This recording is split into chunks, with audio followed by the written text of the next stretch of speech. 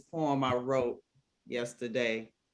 CHAR asked me to write a poem. So, and I was trying to figure out what type of poem. And this is about kind of like about mental, about your mind. So it's titled My Mind. What's going on in my mind? I think about things that should not be there. I think about who broke my trust. What's going on in my mind? I try to forget the pain and make myself feel better, but sometimes the pain doesn't want to go away. What's going on in my mind? Do I need to run away, hide, or shut down? No, I need to remember that the pain will go away, the trust will be new, and running to shout to shut down is not the answer. What's going on in my mind? God, peace, happiness, love, joy, wisdom, and everything that God is blessing me with. That's what's going on in my mind. Come on. Come on. So I loved how, that was awesome. I loved how the truth was all in that. Like you vocalized where you were and what was happening, right? But you still found the inner strength to be able to say where you're going. You're not going to stay there. It's not going to cripple you. The pain is not going to cripple you. That was awesome. Yeah, you can't let it cripple you, because I know for me, everybody goes through things, and I've been through a lot. This year has been really interesting, to say the least. But when I wrote this, I was thinking about myself and my youngest son, because probably about 3 years ago, he had wrote on Facebook that I don't think this life is for me. I'm like, no, I called my best friend Randy. I need you to call DJ. I don't know what's going on with him. He's not going to talk to me. He'll talk to me, but I need you to call him and talk to him. Because his dad would be like, oh, ain't nothing wrong with you, just man up or whatever. So my friend talked to him. He's like, I'm gonna call you back. It's like, okay. 5 hours later, I'm like, he ain't called me back yet. So I called him back. He was like, oh, we just got off the phone. He's fine. Okay. He's fine. So he made sure that was issues, Yovina. It sounded like it was a concern with that kind of talk. Me with a degree in mental health, let me let you know right now where that led me. To suicidal. Yeah, and that's the first thing that came to my mind. So I called my friend and had him to talk to him, and they talk all the time. He was just here over the weekend, and yesterday we went to go see him. He did his little video for Instagram. This is my son, my daughter-in-law, and my grandbaby. Yep, everybody gonna think you don't have no kids that older to have a grandchild, but he adopted my son as his, and so he called him Pops. So anything, if he's like going through some Randy, and I love it. Yeah. Love it. And my son is like, why y'all won't get together? No. Really deep down as much as I want to. Right. That's another topic. Yeah, go ahead. But it's, you gotta, it's okay. It's okay to say that something is wrong with you. It is okay. It is okay. If one person doesn't want to believe it or say, oh, well, you will be okay. Then, go to somebody, go to the next person or the next friend or so-called friend. The 1 or 2 people who will be there for you to help you get through something. And it's okay to go to therapy. I've been to therapy. Some people be like, oh, that's not for me. That's what a lot of people say, but they still go. They end up going. And it's okay. And it's okay. Hey, yeah, it's okay. Highly recommended. Yeah. I agree there. Not only is it okay, but it's actually necessary. I've been teaching an emotional wellness class, and one of the analogies that I continue to give, I actually heard it from somebody else. It wasn't my own. She said our emotions we want to treat our emotions like we would treat a child. We don't shove them in the trunk, and we also don't let them drive the car. I heard that about a year ago, and it just never left me. And I don't even know how many times I've said it, because it's such a simple and I think really accurate description of that's the goal.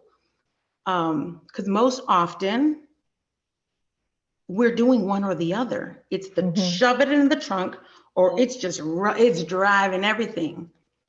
That's way too unbalanced. This is how the chaos becomes our daily life. And so, and I just can't agree with what Amber was saying about that. And that's why, I mean, so much of what I focus on is emotional wellness, overall wellness.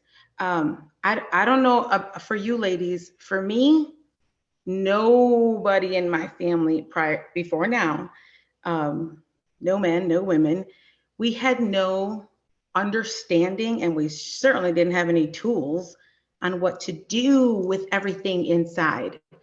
The women didn't talk about their feelings. The women in my family didn't have a voice. You just kind of do whatever your man expected you to do. And that was, you do whatever your mommy and your daddy taught you to do. There was no conversation, no dialogue, no education. And now that we understand things different, you know, when you know better, you can do better. Right. And as sad as it is that for many of us, the past generations didn't know, not only did they not know, but they actually didn't have the option. Right. They didn't have the option. I mean, I know there was a time that, yeah. I mean, I remember there was a time many years ago, but my mom or my tias, my aunties, if they tried to talk about their feelings or have a voice in anything, you was going to get beat down physically. Right. So, I mean, it's not even, bless their heart. They didn't have, not only didn't they not know about this, they couldn't have done it if they wanted to. It was a matter of life and death, not even to be dramatic. It's just true. Right.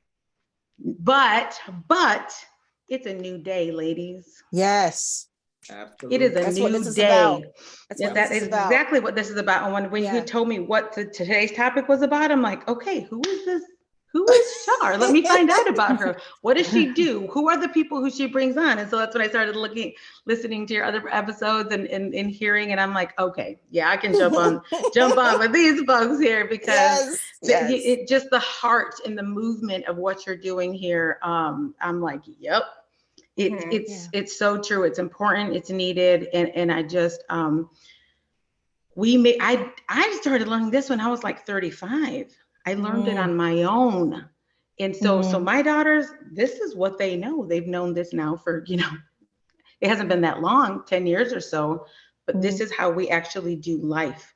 We don't try to go at it alone. We don't try to be, I love Amber's point that the strong women, it's kind of like we're superhuman. If we're superhuman, then that takes the humanity out of us. Right. Superhuman means perfection. Superhuman means performance. Superhuman means I know it all. I am all. And I ain't taken away from like being a strong, confident woman. That's not what I'm referring to here. Right. I'm referring to the unhealthy version of I can go at it alone. I don't need anything from anybody. My grandma was one of the most stubborn people you've ever met. She would be dying and not say anything to anybody. It did not serve her well. Yeah, see? And I'm like, oh, now she's gone. But now that I understand, I look back and I'm like, man, it didn't have to be that hard for her. Yeah. And it makes my heart sad. So now we're doing it different now. Yeah, good. Okay. I just feel like for me, it's just certain things that, I guess for me, strong is kind of a little different. Being a single mom of 4 kids, like strong was not something that it's not a title I asked for. It's not, It's not a cloak that I specifically wanted to wear. It was just something that, it was literally a pair of shoes that I had to step into. It wasn't an option. It was something in which, and it's caused problems in relationships. It's caused problems in friendships. I've been told that I don't know how to need someone. And it's not intentional. That's not, I've never been intentional about it. I've been that person that when something breaks in my house, I fix it. Fix it, right. If the plumbing messes up in my house, I go fix it. The single if a mom. cabinet breaks, I go fix it. Like if something happens to my car, I go fix it. It's not a situation where I'm like, oh my God, can you help me? Like, I don't know. I've never been that person.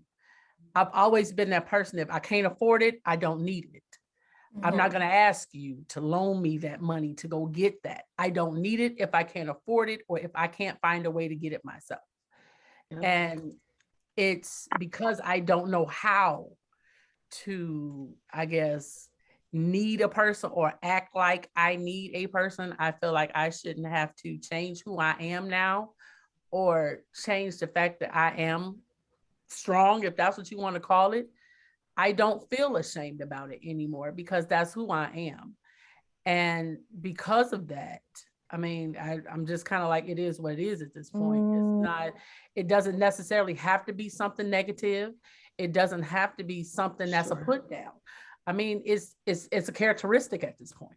You talk, Amber, when you're talking about redefining the definition of strong, for me, because it is a characteristic of mine, it was sort of, I don't want to say offensive, but I felt like it's almost like women who identify like me, that feel like that was never an option for us to be what others view as weak or others view as needing people or needing others to do. I feel like that can be misconstrued because I'm not saying that I don't need anybody. I'm not saying that.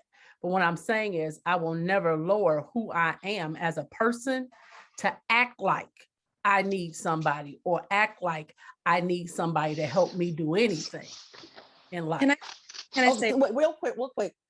Crystal was actually after Angie, but so Crystal's gonna be next. Crystal, don't lose your thought.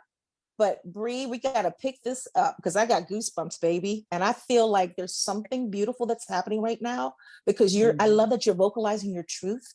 And I understand what you're saying. You remind me of my mom. You remind me of my mother. She was a single mom. But I think this is a time, there's something beautiful happening where you can finally just breathe.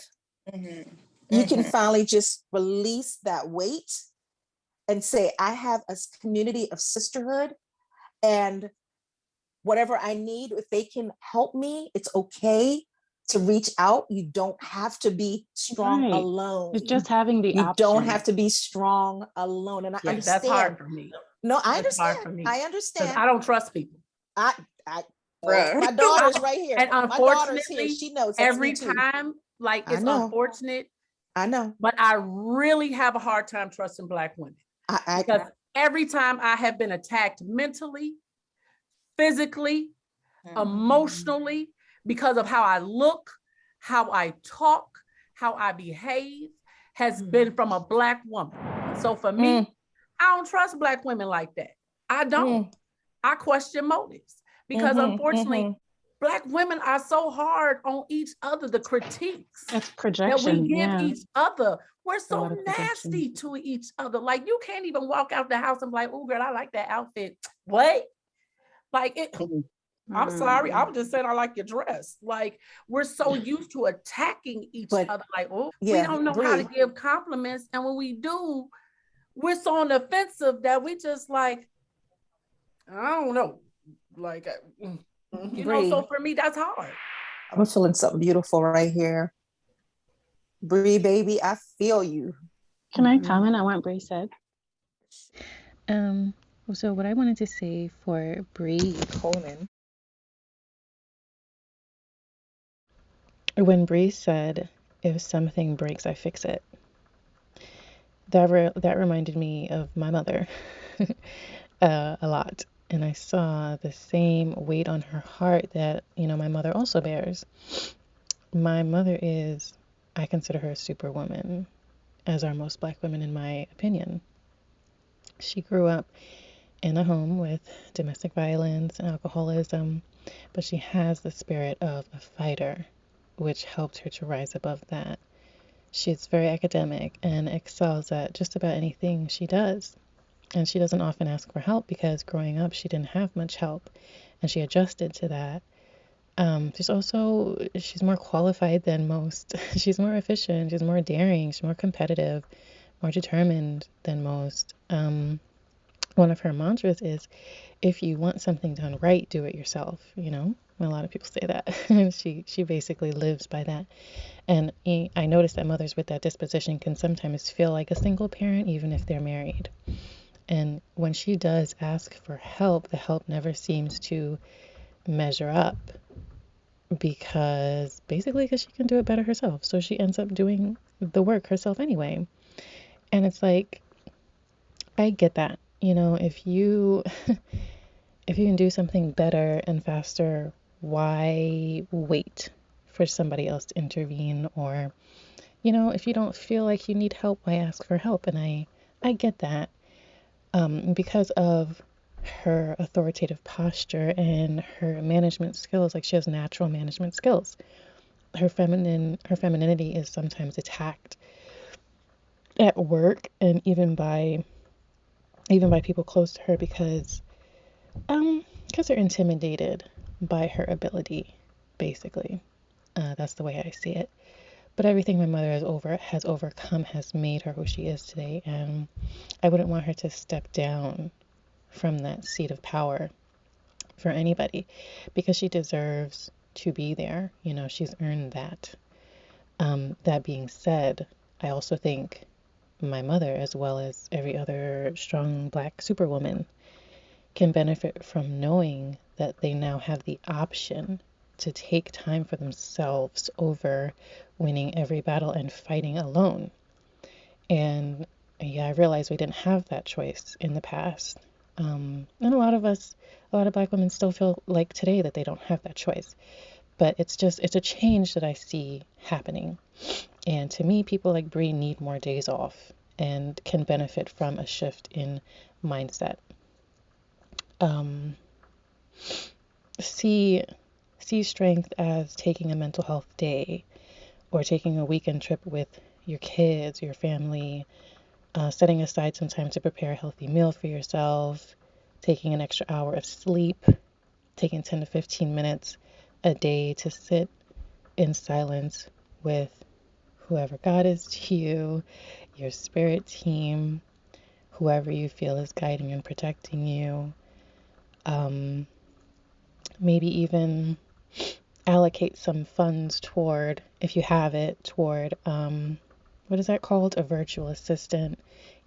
Like we don't put a priority on help, on asking for help. And I think that more of us need to take back the energy that we're consistently giving to everyone else and give it to ourselves. The reason that I asked for us to redefine strength as Black women specifically is so that we can begin to reverse the mental and emotional burnout. Our old definition of strength is basically, how much can you take? How much burden can you carry? And my mother used to call herself a workhorse, and I hated that, because I could really see how true it was. And as long as we keep taking everything on, the world will keep dumping on us until we remind them we're human, and start saying no. Start saying no to them, start saying yes to us. And I didn't want Bree to feel like she's not strong because she's had to be and do so much. Because I understand that as much as I can. I'm not in her place. I understand it as much as I can. I just want her to know that, she's just as strong, if not stronger, when she chooses to do for herself and give to herself. This is gonna go deeper. I feel it, because I feel like you're carrying a weight unnecessarily, and there's reason, there's cause, and I get that, because I am the same way. but I've had to come to a place where I have to release that and trust, use wisdom, but trust enough to say, I need help. I can't do this alone. We're going to talk about it some more. Go ahead, Crystal. Trust is earned for me. But I want to go back because now I have points on like something from Melvina's poem, from Angie's statement, and now Bree's comment. What a beautiful, I just want to say again, beautiful platform. I'm so happy I'm here. So happy to have you. Happy you're here. Melvina, your poem really turns the mentality to like question within, which I just truly love. Because in a world where we are constantly with other people and things feel out of our control, it starts to become hard to like look at our role in things, because it's like, well, I couldn't do that, I couldn't do this. This is, you know, it wasn't in my hands. So I just thought it was a beautiful poem, and thank you. Yes, thank you. That was beautiful. Welcome. Angie, that quote, that statement, putting in a trunk, extremes. We are in a world that teaches us to be either on this end or that end. Yep. And coming home at the end of the day, it's going to be the same thing because we're conditioned. Yeah. To just rest in peace at an even place, it just becomes so difficult. And therapy. Yes. I went for just, I think, 3 months, and my whole life was changed. Just insight into how I can be, not be better, not be worse, not be different, not be anything else, but how I can just be. And that was huge. I was just so focused on like what I can be for other people, what I can do here, what can be, you know, elevated at my job, but not elevated for me. Never thinking that. So deep, so powerful. And Miss Bree, I am right there with you. Trust for me has been, and it doesn't just stop at this particular person. It's all races, all genders, all everything. Like, right. I don't trust people's motives. And that becomes a hard thing for me. So I started thinking about like, well, you know, how do I create a platform for someone to earn my trust? How do I take my limit and become a bit more limitless? And, you know, whether it's your strength and saying, I don't need anybody, because I respect that just wholeheartedly. Do I feel stretched here? Is that where I say like, okay, I can let somebody in a little bit. And, you know, we have this foundation of, you know, building trust. Can you, you know, help out with my something because I feel stretched? But I fair to be where you're at, wherever you're at, and just to feel through that. Thanks for sharing that, Crystal. That was powerful. Just with my heart is full. It's so full just being here in the presence of power, and like, I feel so much better for it already. I'm really, yeah. Thank you for saying that. Yes. Oh my God. Okay. I was taking in everything from everyone, and so much likeness and similarity. I'll hit first with Bree and get that one done. As far as trust is concerned, major issue a lot of women have with each other because of the snickery that goes on between us. You know, you'll take another woman's man, and you know, and it'll be your friend, and you'll smile in her face, or you befriend. I mean, you'll befriend a person because you know, you really want something, or you know, you're trying to get something for nothing. You know what I'm saying? So yeah, I understand that. And to hit on Crystal, you said the exact same thing as Bree. It was a trust issue with you too. And with Angie, she's our similarities is with families because of the mothers and all, but I'm here to let you all know that, you know, I went through a lot of these issues too, and I'm still dealing with things as a single mother, raising one child who has had a strong dislike towards me and wanted to just go off to her own and not even connect. And I had to deal with that on a lot of levels, and I had to come to grips with myself as well. But one thing about us as women, we, no matter how you look at it, we still have to carry on. I open myself up to everybody. And the reason I do is because I've come to grips with me to understand that, hey, I love life. I love people.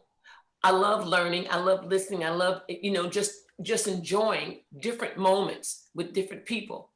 So I live and let live. And I trust now everyone, share secrets and everything with you until you defy me or go behind me and don't come to me or do something, you know, and then it lets me see you in a different light.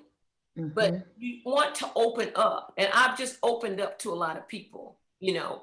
I've gone through a lot in my life. I've been raped. I've been in jail. I had a drug addiction. I have lost every darn thing in my life. I had to trust someone. I trusted God first and foremost of all. I asked to allow me to trust myself second of all. And then I opened up where I was able to trust everyone. And no matter what your motive is, no matter what your game plan is, what's for me is just for me. And that's what God has for me. And I'm going to leave it. My. Rely on the spirit and you open up. Don't even worry about the trust and mistrust and distrust among people. People will play themselves out. That's right. I like that. People will play themselves out. That right there. Right there. Well, I was just going to say, I do agree with what everyone was saying, but I could totally understand where Bree is coming from. It's, if people are just constantly coming at you all the time with something crazy, you can't help but to not trust. You know, you can't help it. And of course, you know, it takes time. It takes time to work through it. But I understand what Neela's saying. You know, you do have to eventually try to let it go. But that's hard. I'm gonna be honest with you. It's hard. Oh, it's hard. It took a lot. Prayer, it takes a lot. Patience, stone prayer, getting into myself, walks by the river, waiting for the sun. It took a lot. But I had to let go and let God. I had to. Her and I. Beautiful. God. You know what I'm saying? Hey, I had to let people run my show, my talk show. I had to take on a job. Bree, one of them. Bobby, on my show, hosting. Joan, you know what I'm saying? I had to let go. I mean, I popped in, pissed y'all off. I found out later on down the line. It took a person to tell me that for me to know it, though. One person exhibited that to me for me to know it. Speak to me. Absolutely. Dealing with me, talk to me. How the hell can I be so hard to talk to? But it's true. Let God. And I had to just do it. You know what I'm saying? Communication. Yes. Yes. Like, what's for you is for you. What's for me? Yes. Absolutely. You could let fire under me. All rain, no umbrella. Outside, just you are passionate, and I love that. I love that.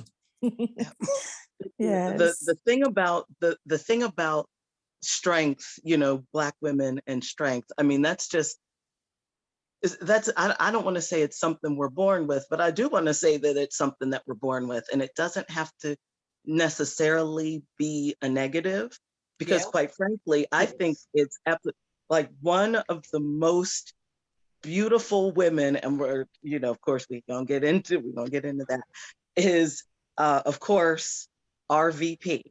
And I just love her strength. And I don't see that as necessarily being a bad thing. It's not necessarily, I mean, I understand that that definition might have made us sound like we were superhuman, but in a way, I mean, being superhuman, that could be a positive. I feel like we could put a positive spin on that, because I hate to say it, like I told you before, I work in a predominantly white, district. And, like the Donnie McClurkin song says, I'm walking in authority. I'll walk in there like I own everything. You know what I'm saying? I'm walking in authority, living life without apology. It's not wrong, dear. I belong here. So you might as well get used to me. Sorry. Yeah, no, I love that. Applying that though, where, because sometimes it's people live, it's a facade, like, inside they're broken, they're hurting, they're bleeding, they're weeping, but they're smiling on the outside. They're walking with their head high. I live with a mom who did that. That's where I got my strength from. But now I put voice to the pain, and I'm speaking truth. Okay, I don't want to that was awesome. Thank you so much. So awesome. I'm actually taking in all the information. You all have great points. And I just don't want us to get lost in the significance of acknowledging history has a lot to do with why we are the way that we are. Absolutely. There are both positive and negative aspects of Black women and strength in particular.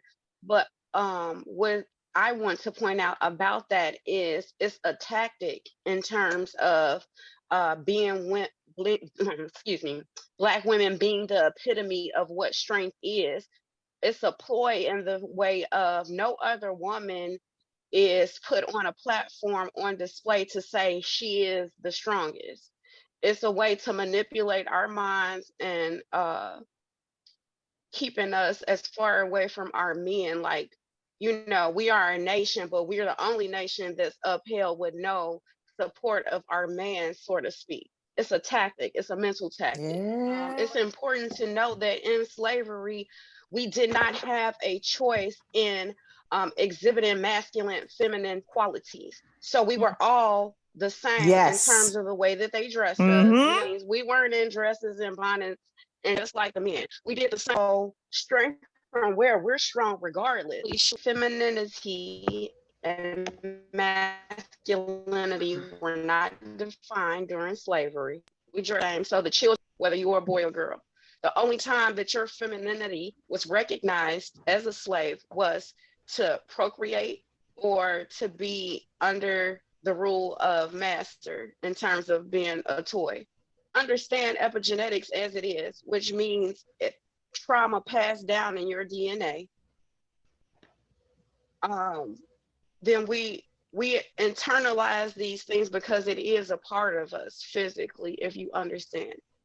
I not to get too spiritual about it, but I know a lot of people say, my ancestors surround me. I'm surrounded by my ancestors, or I see them. Yes, you do. They're within you. It's part of your DNA. It's part of make it clear that it's a lot of historical significance in what we're doing.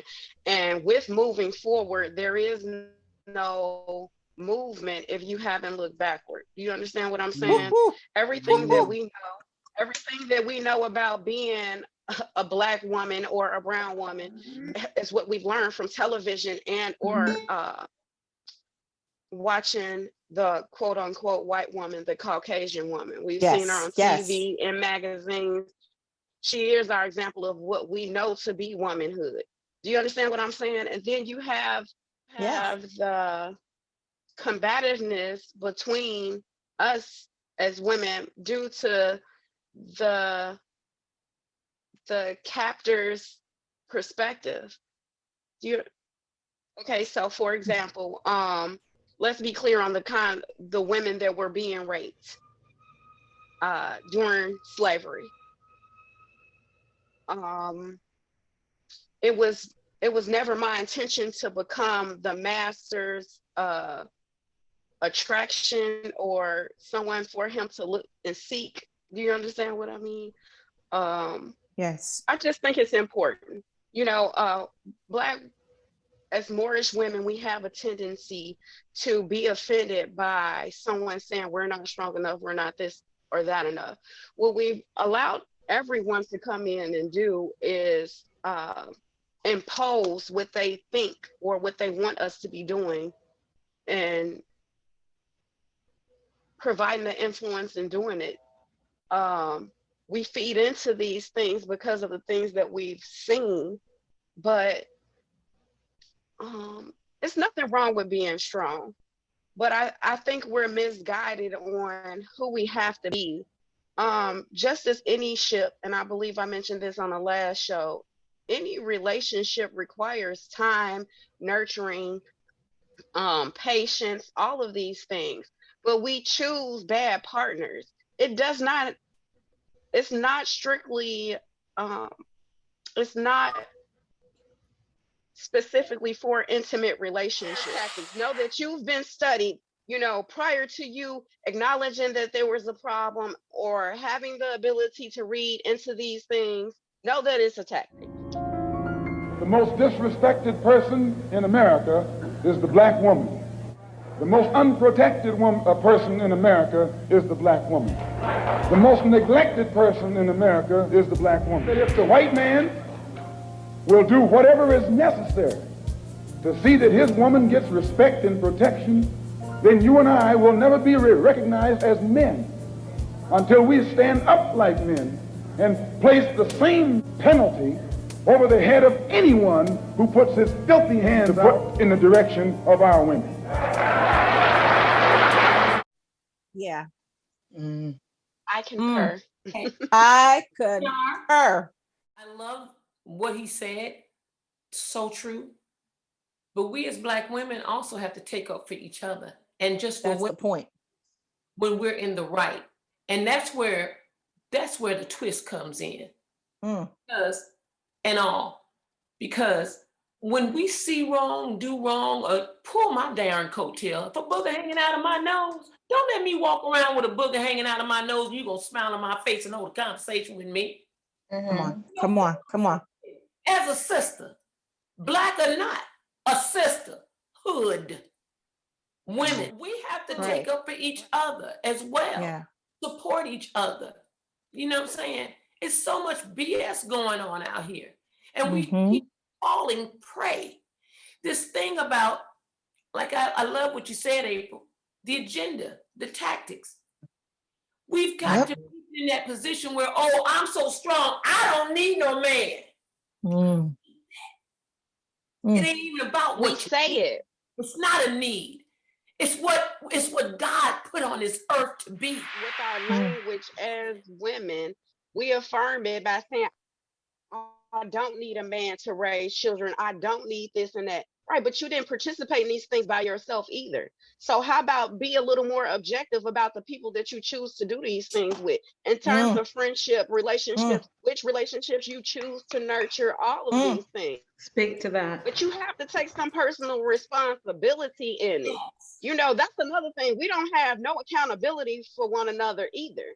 Because why are you mad that her shoes are nice? You can go to the store and get them. Or just work for them. Just work to get them if you can't afford them. Right. And I believe that has to do with the individual also, because material things have never been something that's gotten me excited. So, it has to do with the type of people that you deal with. Right. I have had, like you said, we have all got to, you just made a mention about something. That's why I have to say it before I forget it. God dog, and I'm in one of them moments of the menopausal moments. It was right here. And I got to go the tracks of my life and try to. It'll come back. It'll come back. It'll come back. Yes. Okay. Well, make Crystal. We'll go to Crystal, and if it comes back, put your hand up and don't forget it. Nela. I want to say, as the generations get further from the revolution and actually being in those moments and having to choose sides and do different things, those feelings have dissipated. I don't think that there is still the same respect, and I think that just like everything kind of wavers, we're in another peak or another valley of just respect and being misunderstood. And it's like we have a Black vice president. When does the respect start to trickle off into like the general public, everybody else? You know, how do we feel that from people that never experienced the movement and don't really care to understand the movement? You know, are we going to go back? What's going to happen? So that's just always a thought for me. Good thought. Yeah. I'm sitting up here repeating it to myself. Right, I saw you. I'm having a moment because I felt it come on. I'm like, oh, okay, it's one of them times right now. So it's about, you made a mention about the people, April made a mention earlier about the men we choose in our lives, and we choose the wrong people, and we continue to choose the wrong people. We fall for the wrong things and fall for the wrong people. And one of the things that we have to do as women, and I believe wholeheartedly, is sit down and take inventory of ourselves first and write on paper the moment you come into that space with yourself of the inventory that you see and what you have been allowing and what you really don't want. And you didn't want it even when you allowed it. It was because of the maybe urgency or the loneliness of neediness that we just felt, okay, this person will do, without taking up or checking on the flags that flew. And you better preach, girl. And really have to start thinking about, you know, taking that inventory and being truly honest with ourselves about what we really want and like, about us, how, first of all, we gotta love us before we can even choose anybody right anyway. Say that. You gotta love us first. Like I say on my show, God loves you. Learn to love yourself so that you can love others. And I mean that because if you don't love yourself, you'll never pick the right person. You'll never pick a great mate. Because you know why? You're still in a confused state. How you gonna pick a good mate? Because you really don't know what good is to you because you ain't found you yet. Yeah, that's right. And I just had to put that out there because take that inventory, stand by it. Not to the point where you relinquish who you really are, but stand by it. Ain't nobody gonna incorporate everything on that list, but there will be someone that's going to incorporate a lot on that list where you will see their mental state is one that you can work with and deal with emotionally and definitely spiritually to accept anything that's coming to me. I'm not that lonely. Right. I rather have something that I know I want to deal with in life than to just deal with something just because it's there. Better preach. You better. You better. Yes. I'm glad you remembered. I'm glad you remembered.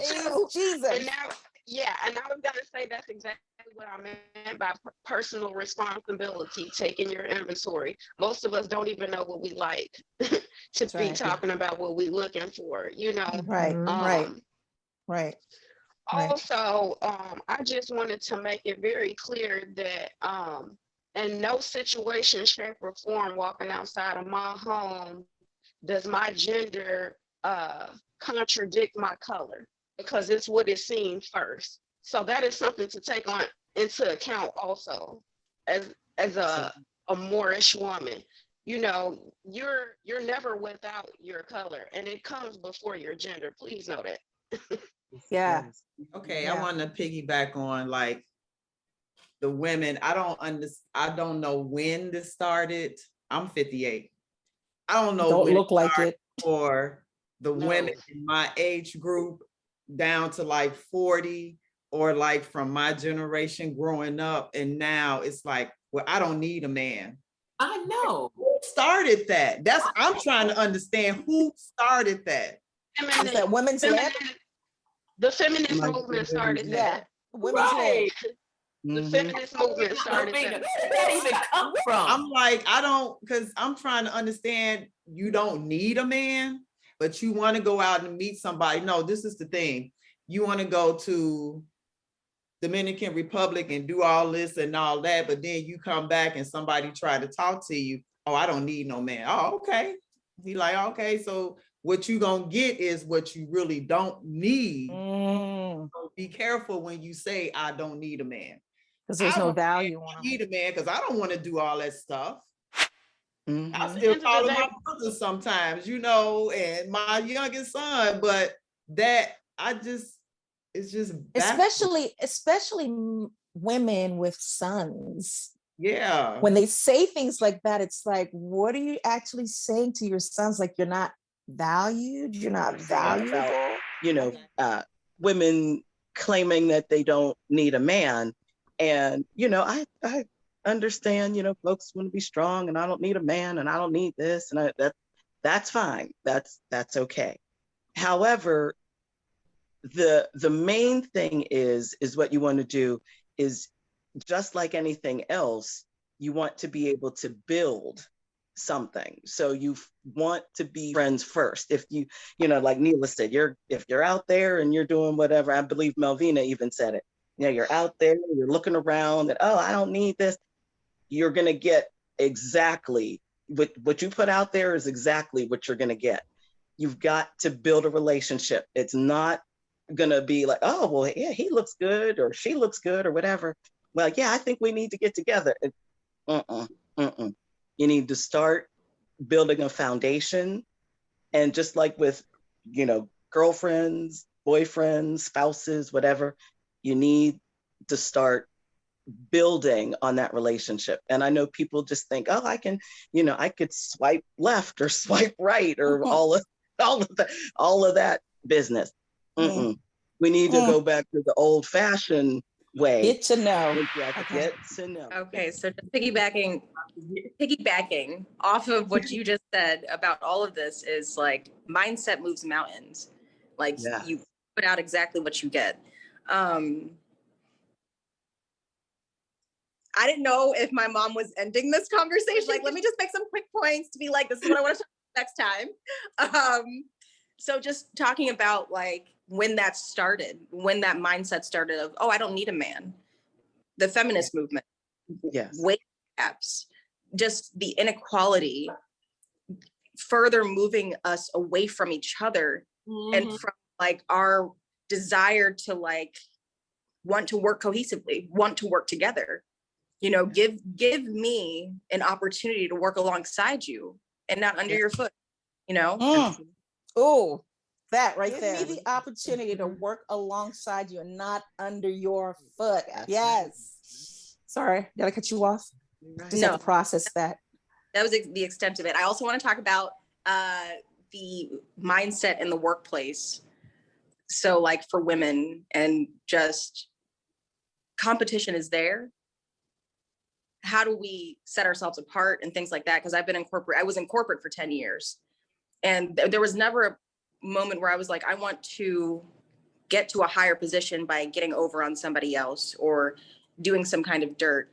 But when there's already, like, you know, my mom was saying earlier, this platform of it's just not an even level.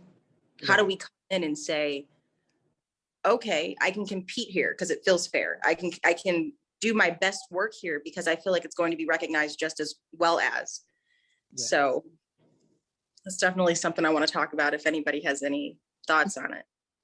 You do your best work when you're talking about in the workplace. Girl, corporate America is something else. I vowed I wasn't gonna go back into it, and I did this year.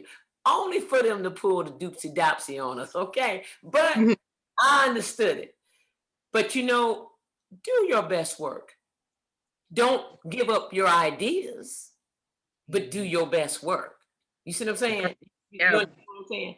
Always do the work that the description of, and you know you're outdone, and you know it's a strive. It's a struggle as well as a strive to get somewhere, and you still see a dead end. Don't give up your brilliant and bright ideas. You hold those for yourself, and you build on you. But still do your best work, because you know why? At the end of the day, you're working on the behalf of God, and you ain't working on behalf of man, because man's gonna always be sick and twisted. And when I say I ain't just talking about man and male, I'm talking about man to man.